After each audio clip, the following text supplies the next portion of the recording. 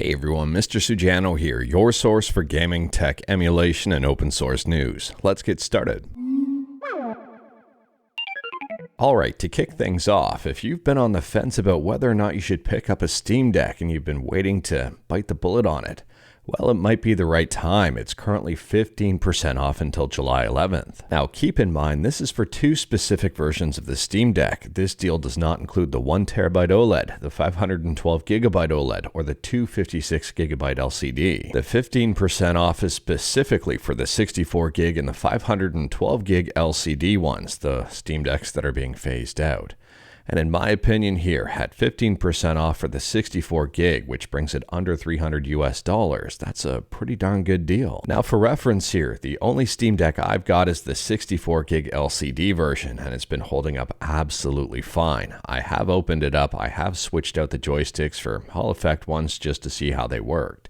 I've also switched the drive to a bigger solid-state drive, but overall it's been absolutely fantastic. And speaking about Steam, Steam is about to have their big summer sale with some very good discounts and something I'm looking forward to. It starts on June 27th and goes until July 11th. And among some of the games teased are Palworld and iRacing. If you've got a big wish list, you may want to keep your eye on it to see what goes on sale. And speaking about sales, next up we're talking about Game Boy and Game Boy Color emulation on the Apple Watch with ArcEmu.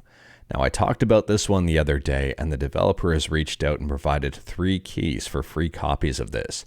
In this video I'm giving away 1 key for ArcEmu on the Apple Watch. All you have to do is send an email to giveaway@mrsujano.com. That's giveaway@mrsujano.com.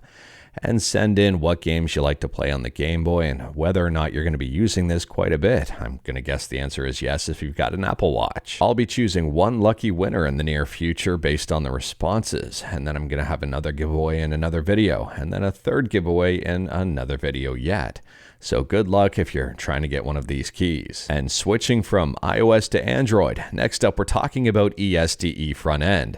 ESDE stands for Subscribe to Mr. Sujano, or Emulation Station Desktop Edition, depending on how you want to interpret that.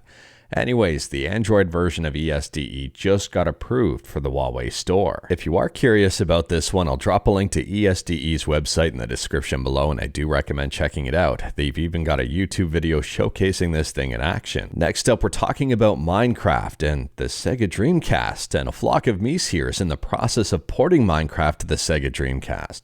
I'll drop a link to this tweet in the description below, and feel free to check it out if you wanted to see it in action. Unfortunately, I don't have a release date or anything like that just yet. And on top of that, the same developer says they're remaking Minecraft on the Nintendo GameCube. They say their aim is to replicate enough of Minecraft's mechanics, but then take the game in a new direction, emphasizing on emergent gameplay. Now, I've got no doubt in my mind if these actually release, they'll work on original hardware and also on emulators, and this one may be worth checking out if you're familiar with Minecraft but wanted a new spin on it. And speaking about the Dreamcast, next up we're not talking about the Dreamcast specifically, but Sega, and there's a very interesting FPGA in development. Now obviously Sega is not involved in this whatsoever, but the SuperSega FPGA project aims to support all Sega home platforms and physical media, including the Sega Saturn and Dreamcast and Master System and even more. Unfortunately, I've got no release date, no price, and not really a whole lot of information about this project other than this article. I'll drop a link to the article and their actual website in the description below, and feel free to check them out. And continuing to talk about Sega, this time about the real Sega. And this is crazy. Apparently a remake of the original Jet Set Radio is in the works at Sega. It is a full remake of the Dreamcast game, and it is not related to the free-to-play reboot. I'm not gonna lie here, I'm really hoping this turns out to be true. There's even a YouTube video showcasing some dev footage of this new Jet Set Radio. I'll drop a link to this video in the description below, and feel free to check it out. And let me know your thoughts about Jet Set Radio coming at you in a remake and also the free-to-play version now. And speaking about YouTube videos, next up we're talking about The Crew. Now this game was taken offline and nobody can play it anymore. However, modders are hard at work to make this game playable again. and it appears they've made a lot of progress.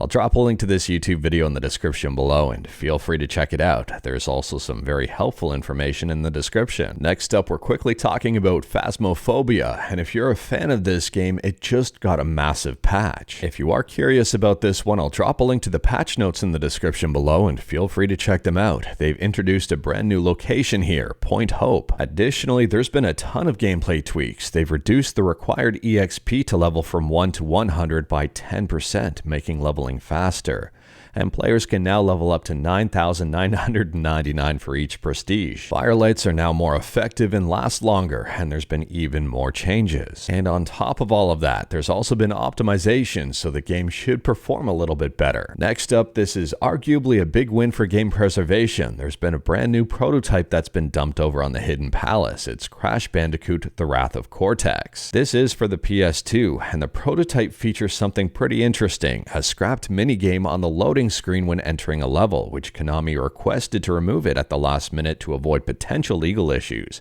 as Namco had a patent on loading screen minigames. And if you wanted to see the game in action, I'll drop a link to Dark Kaiser's YouTube video in the description below, and feel free to check it out. Next up, this one is kind of surprising. Apparently Bandai Namco Online is in a state of insolvency due to an 8.2 billion yen loss and a negative net income.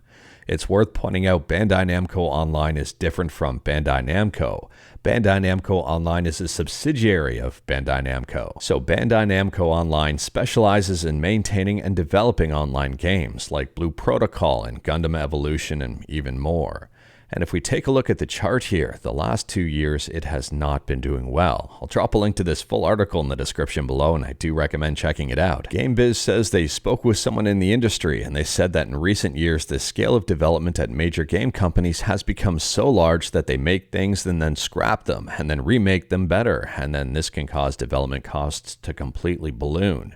And they're speculating that that's exactly what happened with Bandai Namco Online. And last up here, we're talking about Nintendo Switch emulation with Ziunx, and we talked about this one the other day, and I don't recommend it. There's a lot of uncertainties with this project, and it is a fork or continuation of Yuzu. Anyways, here yesterday we talked about them releasing version 5, and they've just released version 6. However, some images have popped up that have really made me second guess this emulator altogether. Now, whether or not this is true is beyond me, because I don't have Telegram to verify, but at the same time here, this is highly concerning for an emulator that I was already kind of skeptical about. So here's the text blown up that is ridiculous. I took the Sudachi version and edited it, but I added viruses there that supposedly steal data, but minor ones. There were viruses there before. Viruses in older versions only track location, but we were able to improve them. Now, to be honest with you, I've got no idea if that is actually true. It's ridiculous if it is. It's absolutely insane. But at the same time here, it is possible. At this point in time, I'm staying away from Ziunx. I can't recommend it, and I don't know what's going to happen with this one, but things are not looking good. Now, if you know more about Ziunx, let me know in the comments below. The information I've got right now is pretty limited, but concerning. But anyways, that is all I've got for you in this one. Straight to the point, all stuff and one fluff. We talked about a bunch today. Let me know your thoughts about absolutely any of it in the comments below. If you like this video, leave a like. If you didn't like this video, leave a like. Hit that subscribe button, check out my other videos. Don't tempt fate, save your state.